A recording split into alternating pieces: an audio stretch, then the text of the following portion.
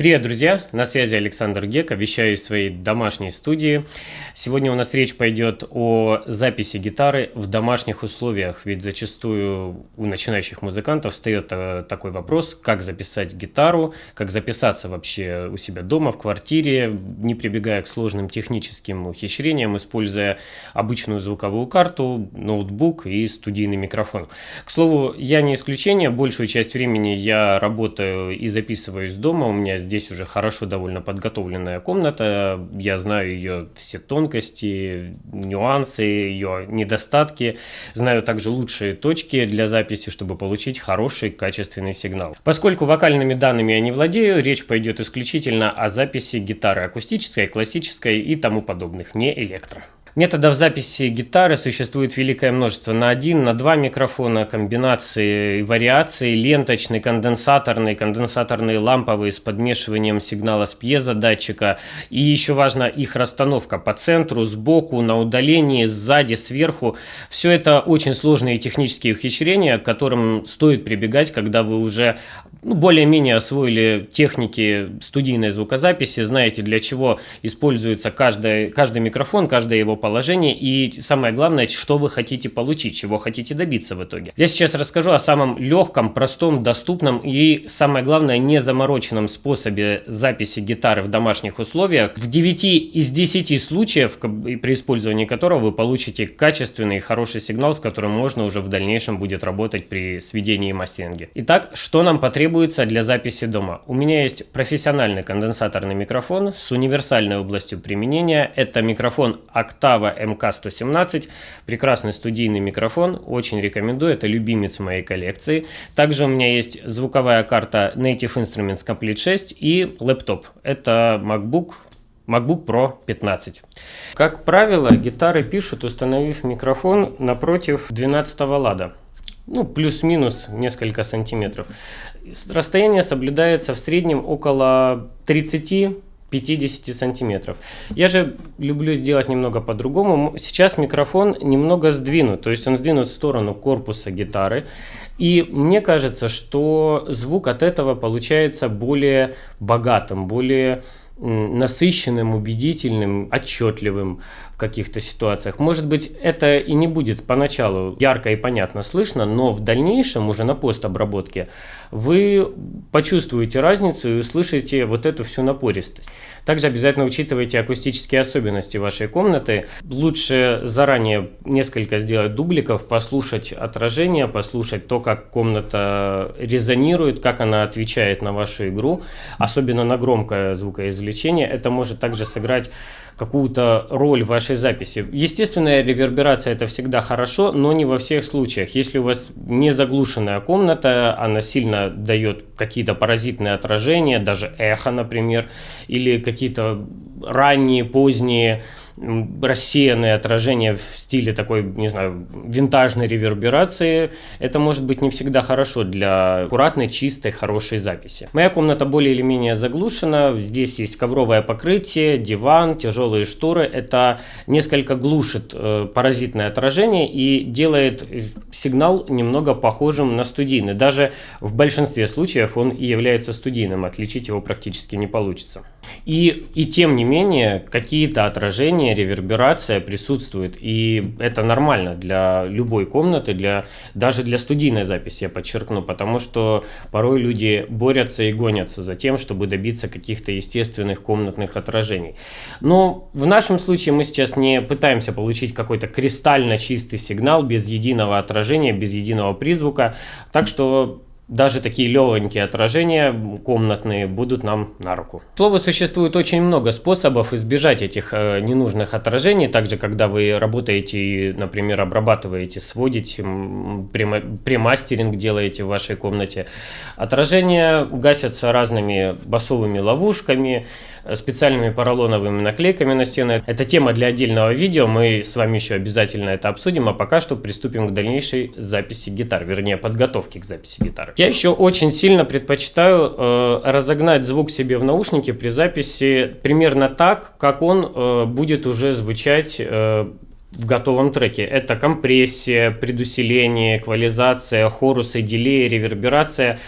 Мне, кстати, именно вот эти все методы и способы позволили почувствовать очень такую богатую, низкую середину вот этого микрофона. Я даже ее немного прибираю, потому что очень уж гитара раскатисто, мощно по низам звучит. Некоторые мои коллеги отметили недостаток в области верхних частот, именно у октавы МК-117.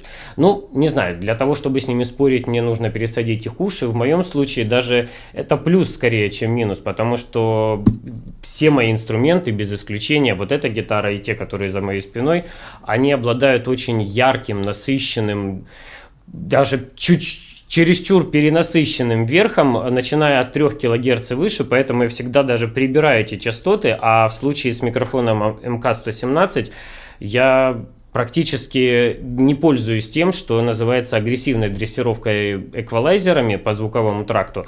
Никаких серьезных вырезов или вот этих вот полочных пробивов вниз.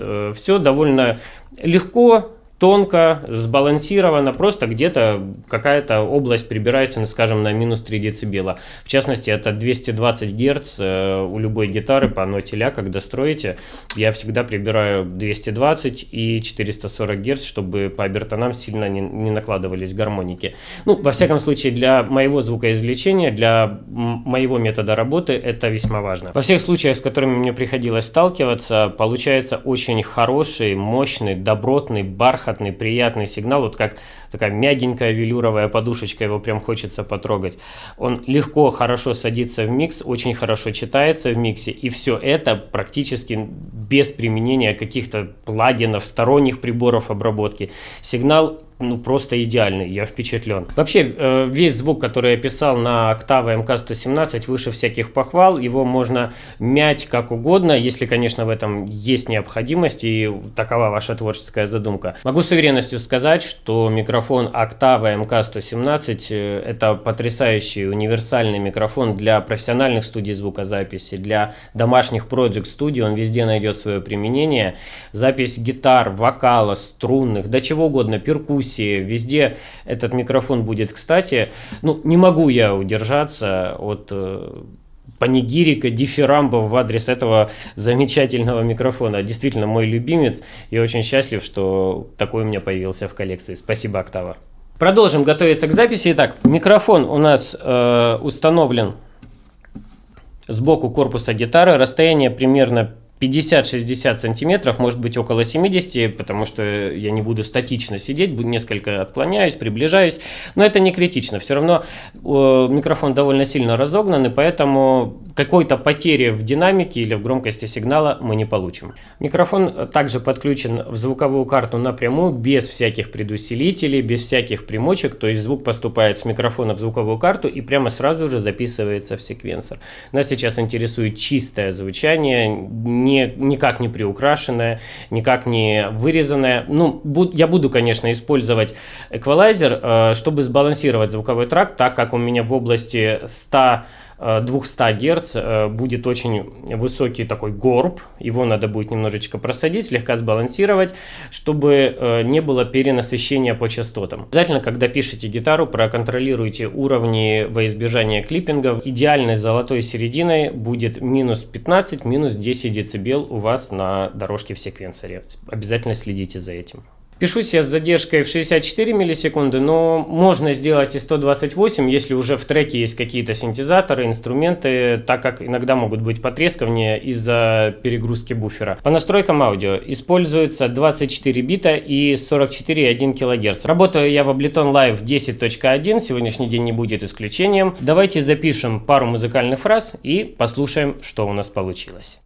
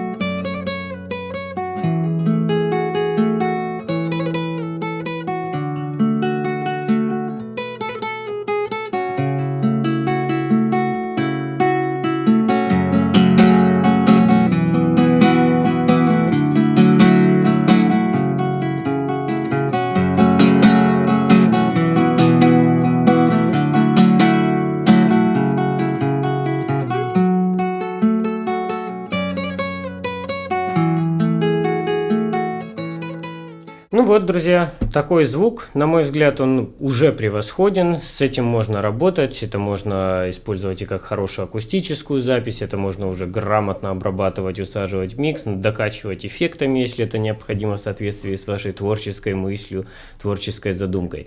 Лично для меня сигнал уже прекрасный, я бы уже его так и оставил, ничего с ним не делал и прямо так же и выпустил. Ну, опять же, может быть, чуть-чуть, я же говорю, всегда в гитаре я очень люблю приспустить 100-200 Гц вот таким довольно пологим вырезом в эквалайзере примерно на минус 3 дБ. Друзья, благодарю всех за просмотр, надеюсь, ролик был вам полезен. Напишите в комментарии, что понравилось, что нет и о чем бы еще хотели узнать, с удовольствием прочитаю и приму к сведению. Может быть, выпустим еще целый цикл таких роликов. Друзья, подписывайтесь на этот канал, можно и на мой подписаться, ссылочка будет в описании. У меня на канале мы слушаем музыку, преимущественно мою, говорим о творчестве, о музыке, вдохновении, обсуждаем еще микрофоны, гитары, смотрим онлайн-концерты. В общем, у нас здорово, прекрасно, тепло, уютно. Подписывайтесь на канал Александр Гека, ссылка в описании. Также не забывайте шлепнуть жирный лайк этому видео, если было полезно, и если не было полезно, тоже шлепайте, нам это будет приятно. Обязательно напишите в комментарии, о чем бы вы еще хотели услышать. С вами был Александр Гека. Всем пока, друзья, до новых встреч.